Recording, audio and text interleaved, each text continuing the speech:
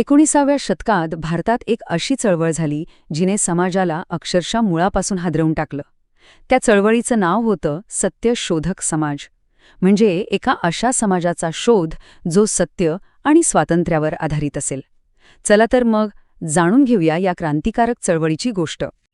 या संपूर्ण चळवळीचा पाया आहे ना, तो एका साध्या पण त्या काळातल्या अत्यंत क्रांतिकारक विचारात आहे. तो विचार होता संस्थापक ज्योतिबा फुले यांचा. ते म्हणाले होते, स्वातंत्र्य ही प्रत्येक व्यक्तीची मूलभूत गरज आहे. जरा विचार करा, ज्या काळात बहुसंख्य लोकांना माणूस म्हणूनही बघितलं जात नव्हतं, तिथे हा विचार केवढा मोठा असेल, नाही का? पण एक प्रश्न येतो की फुले यांना ह्या विचार मांडायची किंवा ही चळवळ उभी करायची गरजच का पडली असेल? तर ह्याचं उत्तर आपल्याला मिळतं त्यावेळच्या सामाजिक परिस्थितीत, जिथे अन्याय हाच जणू काही नियम बनून गेला होता. जरा कल्पना करून बघा अशा समाजाची, जो जाती व्यवस्थेच्या पोलादी साखळदंडात पूर्णपणे जखडला गेला होता, जिथे काही लोक जन्मानेच श्रेष्ठ होते आणि बहुसंख्य लोकांच्या नशिबी होतं फक्त शोषण आणि भेदभाव. स्वातंत्र्य आणि समानता हे शब्द तर जणू काही कुणाला माहीतच नव्हते. आता इथे बघा, सत्यशोधक समाजानं नेमका कशाला विरोध केला हे एकदम स्पष्ट होतंय.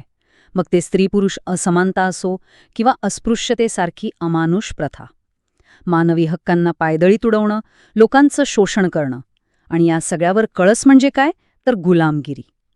याच व्यवस्थेविरोधात त्यांनी आवाज उठवला होता. तर मग ह्या अशा अंधारलेल्या परिस्थितीत आशेचा एक किरण दिसला. आणि तो किरण म्हणजे काय, तर ह्या सगळ्या अन्यायाला दिलेलं एक थेट उत्तर, सत्यशोधक समाजाची स्थापना. तर मग हा सत्यशोधक समाज नक्की होता तरी काय? अगदी सोप्या भाषेत सांगायचं झालं तर ही होती ज्योतिबा फुले यांनी सुरू केलेली एक सामाजिक न्यायाची चळवळ. तिचा मुख्य उद्देश एकच होता, शोषित पीडित समाजाला भेदभावाच्या त्या चक्रातून बाहेर काढायचं. आणि या सगळ्याच्या मुळाशी काय होतं, तर नावाप्रमाणेच सत्याचा शोध. आता आपले विचार लोकांपर्यंत पोचवायचे कसे, तर फुले यांनी त्यांच्या लेखणीलाच शस्त्र बनवलं. त्यांचं जे पुस्तक आहे गुलामगिरी, त्याने तर व्यवस्थेवर जणू काही बॉम्बच टाकला. खरं तर हे पुस्तक म्हणजे त्या काळातल्या शोषणाचं एक असं दाहक वास्तव होतं ना, की ज्याने अनेकांचे डोळे उघडले. पण एक गोष्ट आहे, केवळ विचार मांडून किंवा टीका करून बदल घडतो का? नाही. मग ह्या समाजाने प्रत्यक्ष काय कृती केली, त्यांनी बदलासाठी कोणती क्रांतिकारक साधनं वापरली? चला पाहूया. ही स्लाइड बघा, किती छान प्रकारे या चळवळीचा सार मांडते. एका बाजूला समस्या आणि दुसऱ्या बाजूला त्यावरचा उपाय. म्हणजे बघा, गुलामगिरीला उत्तर काय, तर मोफत आणि सक्तीचं शिक्षण. सामाजिक शोषणाला उत्तर सामाजिक न्याय. आणि स्त्री-पुरुष असमानतेवर मात कशी करायची, पुन्हा तेच स्त्रियांसाठी शिक्षण. म्हणजे एक गोष्ट अगदी स्पष्ट आहे, या सगळ्या बदलाच्या केंद्रस्थानी काय होतं, तर शिक्षण. आणि हे सगळं फक्त बोलण्यापुरतं नव्हतं हां, ही होती प्रत्यक्ष कृती. ज्योतिबा आणि सावित्रीबाई फुले यांनी मुलींसाठी शाळा सुरू केली. जरा विचार करा, त्या काळात हे किती मोठं, किती धाडसाचं पाऊल असेल. आणि ते फक्त शाळा उघडून थांबले नाहीत, त्यांनी सर्व शोषित वर्गांसाठी मोफत आणि सक्तीच्या शिक्षणाची मागणी केली.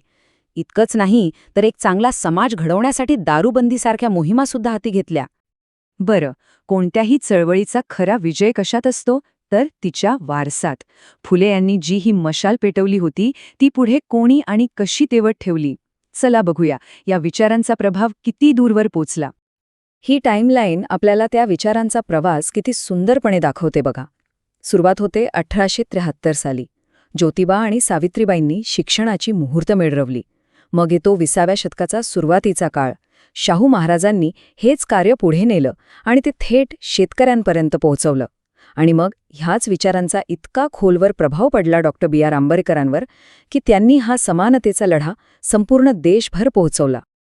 म्हणजे थोडक्यात काय, तर सत्यशोधक समाजाची मुळं इतिहासात इतकी खोलवर रुजली होती की त्यांनी फक्त भविष्यातल्या नेत्यांनाच नाही, तर आपल्या स्वतंत्र भारताच्या संविधानाला सुद्धा आकार दिला. आणि आता जाता जाता एक शेवटचा प्रश्न. फुले यांनी सत्य आणि न्यायासाठी जी ज्योत पेटवली होती, ती आजही आपल्या समाजात तितकीच धगधगती आहे का, यावर विचार करायला हवा.